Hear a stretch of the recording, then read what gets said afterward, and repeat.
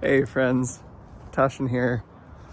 I'm feeling amused and happy and also kind of irritable and angry. The heart can feel lots of things, and I feel all those things today, right now, as I start this video. I picked not one, but two fights on Twitter today, one with a person and one with, I don't know, academia in general or something. We'll see how that goes. And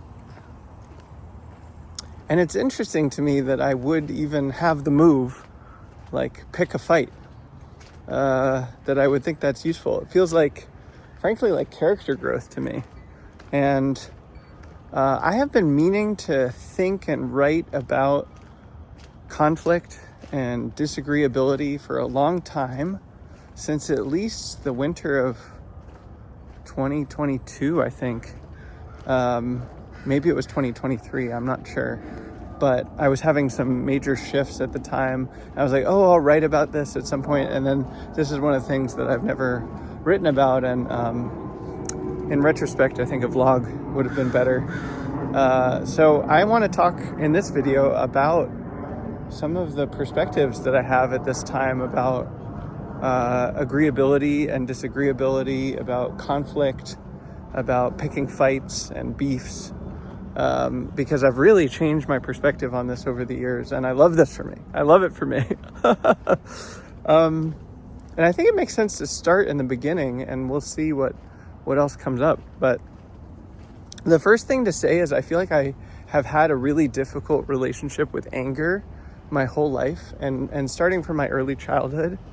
I don't want to get too much into the particulars, but anger was really difficult for me as a kid, where it was hard to receive anger and it was hard to express anger.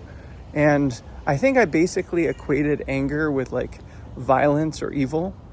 And sometimes one way to think about this sort of thing is that I found useful is sometimes when we're kids, we make ourselves promises that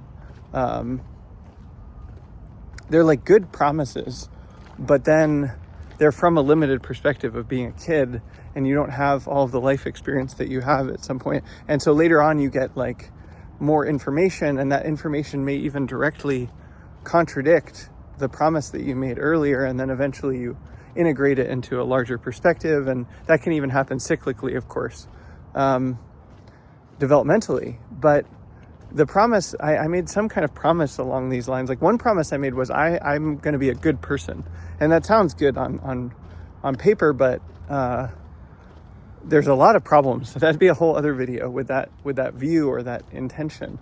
And I've had to wrestle with those. And a related one that's a little bit more directly related is I think I made some kind of visceral embodied promise, like I won't be angry. I won't do that. And I don't even have words for it. I don't really know what the words were. And it was a very like embodied intention, but I didn't like the way I saw anger being expressed in my family system. And I sort of vowed like, I'm not going to be like that. I think that's the way I would put it. Like, I won't be like that. And that sounds good on paper, but again, eventually I started running into problems with it. And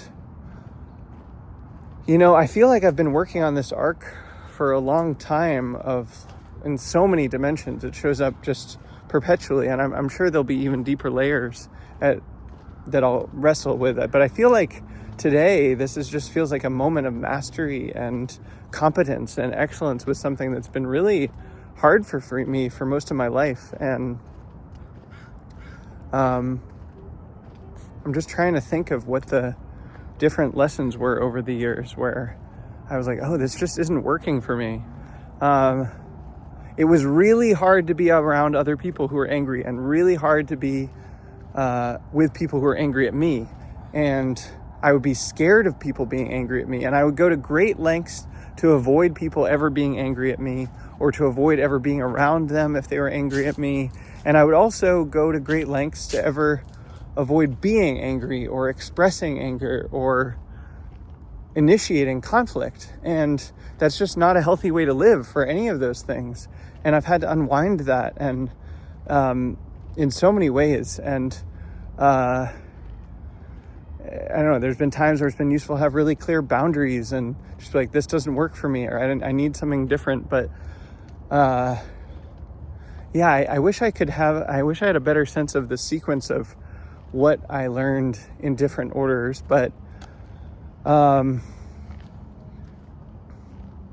think a big one, of course, was just noticing what anger felt like in my body and being like, yeah, I'm angry and I feel angry, and being willing to say that, and noticing that acknowledging anger in the body and even saying it aloud isn't a bad thing. There's nothing bad about anger. There's nothing evil about anger. The thing that can be bad about anger or evil about anger is the way that it's expressed or embodied. But just saying I feel angry is incredibly reasonable. It's incredibly reasonable. And, many people have said this, but the value of anger is that it shows you your boundaries and your values, and when people are crossing your boundaries and when you're crossing your boundaries, because you can be angry at yourself. And it shows you when you have a value that's not being honored, or a need that you have that's not being met. And so once you voice that or express that or act on it in a given situation, the anger dissipates because the signal that's there is actually being met and received and integrated. And that's so important. It's so important. It's so healthy. I feel like every time that I get to feel and express and act on anger in a clean way, and then my choices and other people's choices change, it's like, oh, that was better. It's better that I said that than I just hold it in or pretend it's not there or whatever. I feel like I've just gotten to learn that lesson over and over and over and over again for many years. And I'm sure I will continue. This feels like one of those like lifelong themes, is like relating to anger and how to relate to anger in a healthy way, not an unhealthy way. And what's unhealthy is pretending you don't have it, or just bottling it up, or never expressing it, or never acting on it, or being unwilling to hear other people being angry. Like, all these things are unhealthy expressions that I've had at different points. And I've come to really respect the value of anger, my anger, other people's anger. And I still really care about people using it skillfully and being kind and non-violent. Like, I'm really not okay with people being violent. I abhor violence, and that doesn't preclude the possibility of being angry and expressing that anger. And it's normal to be angry. If you're really learning, it's normal to be angry. It's healthy to be angry. It's what you do with anger that matters and differentiates what's ethical or unethical. It's not the feeling of anger. It's not even the expression of anger. It's the manner in which it's expressed that can be ethical or unethical, that can be good or bad. And I strive to express my own anger in as skillful a manner as I can. And then when I fall short of that, to learn from that. And so, maybe I'll talk now about healthy expressions of anger and what I've learned about that. I feel like Buddhist right speech has been such a valuable practice in this, and differentiating like, I'm not saying something unkind. I'm just saying, let's just take the simple speech act. Like, I feel angry. There's nothing unkind about that. There's nothing unethical about that. There's nothing harmful about that. It's a true statement. I feel angry, and it's a useful statement because it gives other people information that they need to work with. And often in a lot of settings, if you say, hey, I felt angry about this, then people are like, oh, that makes sense that you felt angry about that. Yeah, and I'm sorry, or I apologize, or I'll do something different. Or, they reveal their own experience that's like, yeah, I felt angry too, that this, and you're like, oh, well, that makes sense. I'm sorry. Because often it's a dynamic, right? It's two directional. It's not just one person being angry at the other, but there's some kind of relational thing going on that needs to be worked out, a kink in the system that needs to be unkinked. And so, just to be willing to say I feel angry, and to say I feel angry that, it's of course helpful to like regulate the nervous system and try to come from a calm place, even if the anger is in the body. That's sort of the quality of state of mind of right speech. Do you have a kind state of mind? It doesn't mean you can't have anger, but like, do you have enough grounding and resourcing and calm and equanimity to be able to like move the anger without being, dominated by it. I think a big learning too was noticing how it harmed relationships, friendships, collaborations if I held back my anger, or if other people held back their anger. It was like I would have these experiences of certain connections going sour or going weird or sideways, and then I would look back and be like, oh, I was angry and I never told the person, and that was information that they needed to hear. Or they were angry and they never told me, and then they acted really weird months later because they just never said that they were angry, or even I was subtly acting in a way that precluded them from being angry, like that prevented them from sharing their anger, that didn't make it safe to give me feedback or whatever. It in both ways, right? And it's like, oh, I owe people my anger. If I really care about someone, if I really respect someone, if I care about a relationship or connection that I have with someone, it behooves me to express, hey, I was angry. I didn't like that. That's not working for me, whatever it is. And something else that happened along these lines is when I would be brave and then when I would be courageous and be willing to let myself express that anger, I would notice without fail that the way that I expressed it was so beautiful and noble and excellent and like good and kind.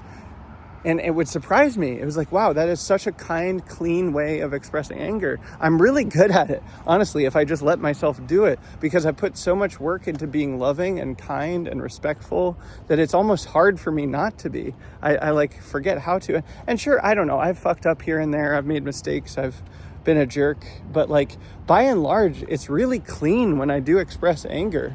And I love it. And it feels great in the body. Like I can feel it right now. It's like, yeah, it's moving through me in a way that's healthy and good. Like the Sith really had this figured out, actually. Like you should let yourself feel the anger and let it move. The thing is not to be dominated by it or to express cruelty from it. I think that's actually one of the recurring themes in Star Wars, is like the Sith aren't just like purely evil or completely wrong, and they're right about some things that the Jedi are wrong about. But anyway, I didn't really expect to start talking about Star Wars today. So just noticing like, wow, that was a really clean act of anger. It was not the thing that I was trying to avoid when I was a kid, of like intense, violent, unreasonable anger. It's something beautiful and mature and helpful even. And it moves what needs to be moved in a connection or relationship. And then the other thing I started to notice is like, if a relationship of any kind was healthy and good, then the anger would bring me closer to people. And then if it was unhealthy or not working, then the anger would like break that connection or cause more distance. It would be more uncomfortable. And that's a signal, right? Like healthy people receive and exchange anger when their boundaries are violated or their needs aren't being met. That's just healthy and normal. And if a connection of any kind, whether it's a friendship or a romantic relationship or a collaboration, can't hold that, then it's not healthy, it's not good, it's not working for both people. And so it's really valuable feedback. Like, can this person, can this context receive my anger? Can I receive their anger in a way that's growthy and honest and brings us closer in the end? And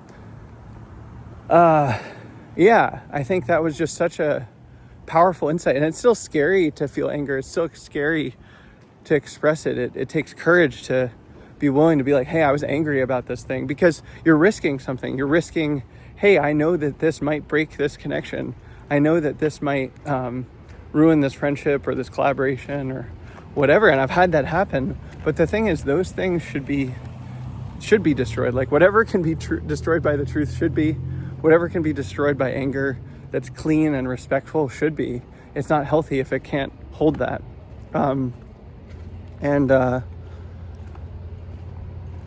Yeah, that's just such a powerful insight that it makes me feel devoted to anger. It makes me feel like I want to be angry with people, that if I respect someone, I will be show them my anger and I will receive theirs. And, it doesn't mean letting people walk all over me or disrespect me. I have no tolerance for that. But really being willing to receive people's anger and with the care and consideration that we both deserve, and being willing to express that and give that also. And so, yeah, and I've started to notice, like, there's kind of a shift that happens, almost like a puberty of a friendship or a relationship, where like there's the before you've ever had conflict, and then there's the after you've had conflict. And I feel a lot less scared, and there's less need for courage once you've made it past that hump in a given friendship, romantic relationship, connection, whatever it is, where it's like, oh yeah, we've had conflict before. We're probably going to make it through if I need to say, hey, I got angry about that thing. If you've been there before, it's much easier for that relationship to hold that and to be like, yeah, okay, let's just talk about this. And maybe you need space, maybe you need time, maybe you need to understand each other's perspectives and whatever. That's all healthy and normal and fine. But like, we're going to make it through this. We've done it before, we'll do it again. And even the more times you do that, the more trust you have like that. Like, nobody wants to seek out conflict or, pick a fight where there's no reason for it. But, when it needs to happen, it needs to happen. And mature, healthy adults kind of know that. That's just part of the process of actually being connected to people, is working out what's not working in a way that does work for both people, and being honest about that. There was a really great quote that Vince sent me a couple of years ago about this, or a year and a half ago or something, about this quote. I'll put it in the notes maybe, but about children might be forced to make a choice between truth and love, basically, where if they choose the truth, then they're isolated from their family, but if they choose to be loved, then they're isolated from their own truth, and how like hard a choice that is. And so I think I chose love as a child and abandoned my own truth, and then that stopped being tolerable, that stopped being like an acceptable choice to make. And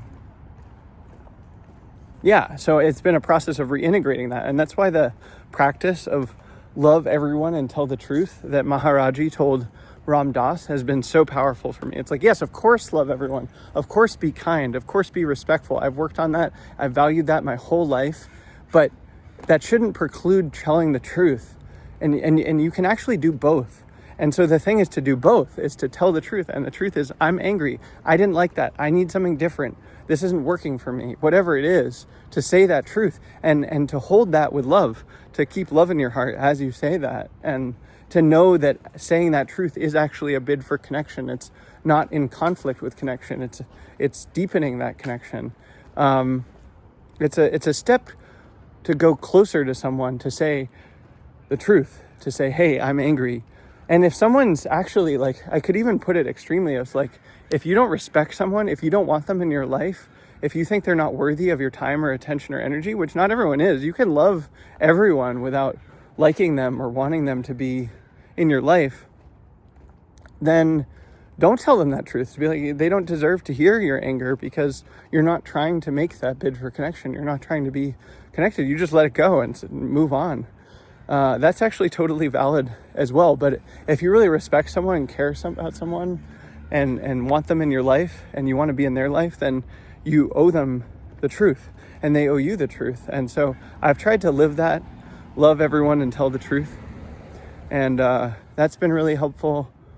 I think there were a few other insights that came. Another big one was, I took Fight Wise from Gabe and Rich. And the biggest thing I learned from that one was to, like, hey, if you know you're going to have a conflict with someone, if you know you're going to have a difficult conversation, to not just regulate your nervous system beforehand, but really consider what you're going to say. And that can be through journaling and reflecting on it, or it can be through role playing and just like practicing with a friend, like, hey, I need to have a difficult conversation with such and such person soon.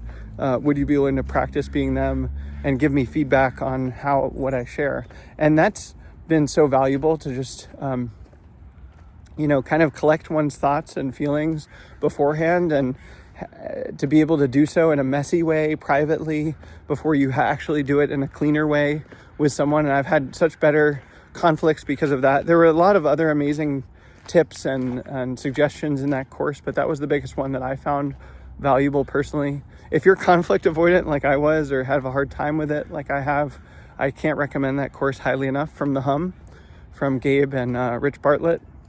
Vivid Void is Gabe.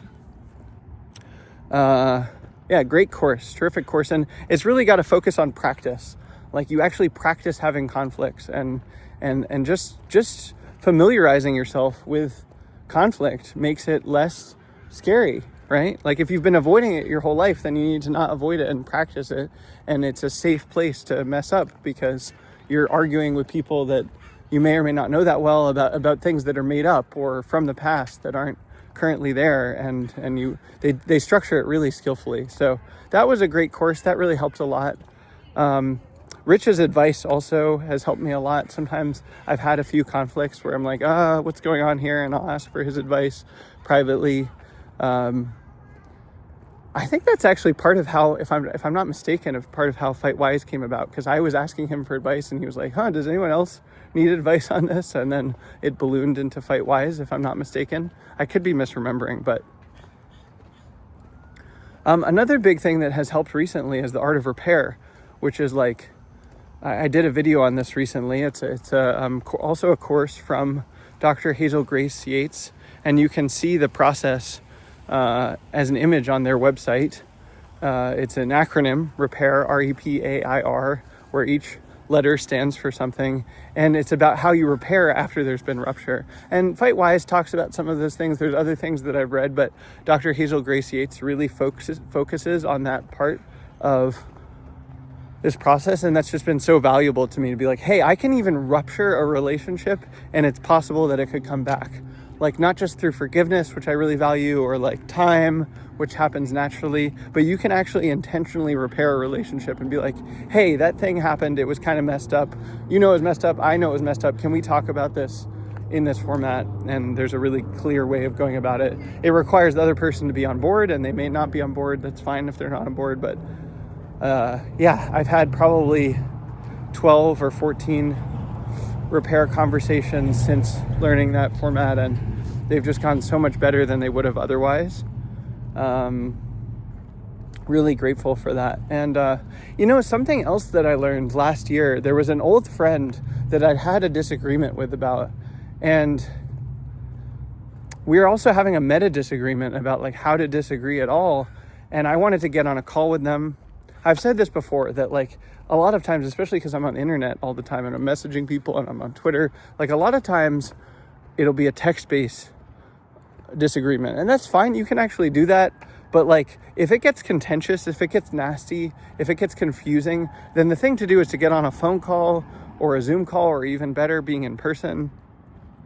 And then if that gets nasty, if you still can't see each other's perspective, the thing to do is to pull in some kind of third party that's like a trusted mediator. And so I was talking to this person. I was like, well, one, could we get on a call?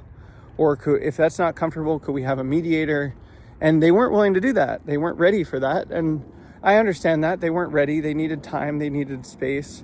But they needed a lot of time and a lot of space. They were like, I might not be ready for years to talk about this, which is also reasonable. That's their right. But I realized, that's not acceptable to me in this friendship. Like, that's reasonable for them as a person, but I really value friends who are going to like have the conflict and sort out the conflict and hear each other's perspectives. And I'm so blessed to have so many friends who are so mature in this way, where they, they're willing to put in the work. They're willing to listen. They're willing to share their perspective. They're willing to try to see someone else's perspective. And that's not evenly distributed. And I realized, like in a certain way, they're violating my norms that I care about for being a friend, where they're just not willing to repair after there's been rupture. Like, within a reasonable time, it's fine to be like, hey, let's take a month or two or whatever, and we'll come back. But they were like, it might be years before I'm really ready to talk about this. And I was like, okay, like, yeah, hopefully that friendship will repair in several years. But for the time being, I'm just considering them like not actively a friend. I wish them well. I hope they're happy. I wish the best for them. But yeah, that was an important insight too, to be like, I expect certain things of my friends, which is like a willingness to have conflict and to repair after there's been conflict. And I think that's really reasonable. And, adjacent with all this is knowing boundaries And I did a lot of work with boundaries in 2021, thanks to the help of my friend Jane. And I have a whole article about that. But like, I found a lot of boundaries in myself about anger and how I want to relate to people and how I want to express anger in myself and how I want to receive anger from other people. And some things are just a no for me. Some things are just a no for me. It's like, yep, that's not doing it for me. And so I don't really want people to swear at me. I don't want people to scream at me. I don't want people to hit me. I don't want people to be violent. And that's not how I want to receive anger. I'm not into it. And so that's just a no for me. And at a certain point, it's like, that's not just a no for me in this moment, but that's like online, that's a block. In person, that means I won't spend time with you. That's a no. And that's how I love and respect myself. And there's just certain baselines of norms of human interaction that I would expect. And it's fine to be angry. It's fine to be upset, but those ways are just not healthy. They're not what I want. I don't like them. I'm not here for it. I don't have time and energy for that. And really to validate that, be like, yep, that's what I'm a no to. My boundaries are my boundaries, and I don't have to explain them or justify them. That's just a no. Frankly, I think some of those things should be no's for everybody, but certainly they're no's for me. And I'm sure I'm missing some things. Sometimes this has been genuinely psychoactive for me, where I'm like, whoa, that I was really like precluding and holding off some whole aspect of reality by not being willing to feel or express or receive anger. And as I've unwound that over time and different layers of that, it's been opening, and it's like, oh, there's this whole new reality. And I guess a big part of it is anger and emotion more broadly are life force. And if you don't let yourself feel and express and move through that life force, and if you don't listen to the signal that it has, then you're dying inside. You're deadening yourself. And so I feel so much more alive when I'm willing to feel and express anger. That reminds me, another big thing was like learning about rage expression and just being willing to embody anger. And there's like higher and higher levels of how much rage and anger can just move through your body. And when I really let myself do that, it's just so purifying and so enlivening, and I feel energized, and I sleep better, and I'm happier as a default, and I feel more happiness. There's a higher upper bound for happiness. And I realized I was kind of limiting how much I feel or express that just in an embodied way, not even a verbal way, and that I have to let myself feel that. There's so much clarity and energy and life force in anger, and there's so much signal in it. It's like, this is a no. I don't like this. I need something different. I need to change. Someone else needs to be changed. That you can be angry at yourself. I had to learn that also. It's like, oh, this anger isn't even at someone else. I'm angry at myself because of the way I acted. I need to do something different. I need to do better. And then learning that lesson. I'm so grateful for anger at this point. I think I had known for a long time that there was signal in sadness and in fear, and certainly in happiness, but to really learn and appreciate the signals that anger has, and how much happier I am when I let myself feel and embody that. And that's not in conflict with my value of kindness or love. It's possible to be kind and even nice while being angry, right? Like, you just don't swear at someone. You just don't hit them. You treat them respectfully. You remember, hey, this is a person who's trying their best, who's different than me, who has a different perspective, who's had different experiences. That was also really important. I remember Visa's disagreement diagram, where he has this nice little diagram about, like, if you're having a disagreement, then someone else has just had different life experiences. And so the thing to do is to get curious about that. Like, well, what have you seen? And what makes you feel so strongly about this? What are you caring for?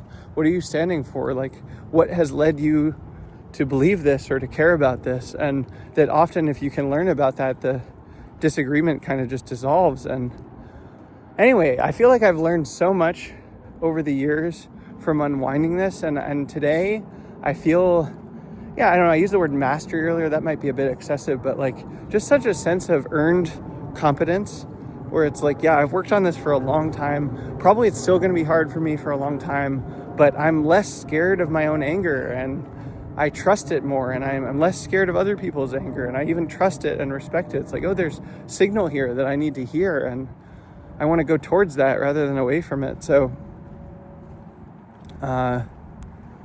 I'm proud of myself for everything I've learned about this over the years and all the work that I've put into this. And that's part of why it would just make sense to start a beef with someone. It's like, I respect you so much that I'm willing to say what I think you're wrong about, or what you're missing, or what your blind spot is, because I think you can do better, and I think we can do better, and I want to understand you better, and I want you to understand me. And so, like, let's talk about this, because this isn't working. And it's disrespectful to hide that. It's disrespectful to withhold that information, which is what I've done for so much of my life. And there's always a skillful way to do it. There's always a kind way to do it. There's always a considerate way to do it. You can even be nice in the process. I value niceness. I don't know if I can articulate why, but it's like, you might as well be nice, and it's always possible to be nice. And that's actually not in conflict with anger or good boundaries or whatever. Like, you don't need to be a jerk just because you're angry. And in fact, I think people respect you more and respect what you're saying more if you're nice. So it's pragmatic as well. It's not just like a virtue that I respect in myself, but I think it's efficacious to be nice. But not withholding what needs to be said. It's actually respectful. So we did good, T. We did good. We've done good over the years.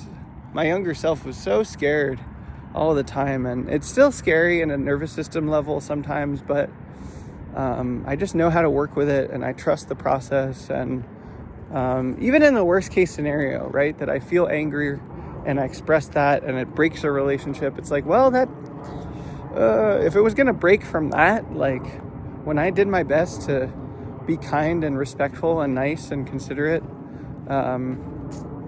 that's probably for the best. Trying to receive other people's anger and what they're upset about, their honesty, while still having good boundaries about what I'm there for and what I'm not. I still agree with my child self. Like, I'm not here for these kinds of expression of anger. I don't have patience for that. I don't have tolerance for that. I'm not into it. But I've learned so much about conflict and anger and balancing love and truth in these ways over the years, and I'm really grateful for everything I've learned. I hope this has been interesting to you. If you've been conflict avoidant over the years, if you're sort of an agreeable type, I'd be so curious to hear in the comments what your experience is and what your thoughts about all of this are. If you're more of a disagreeable type who's much more conflict, not averse to conflict, but comfortable with it and prefers to say the difficult thing, then I'd be really curious to hear from you as well. And would love to hear any thoughts you may have. And in the meantime, sending you love. Take care.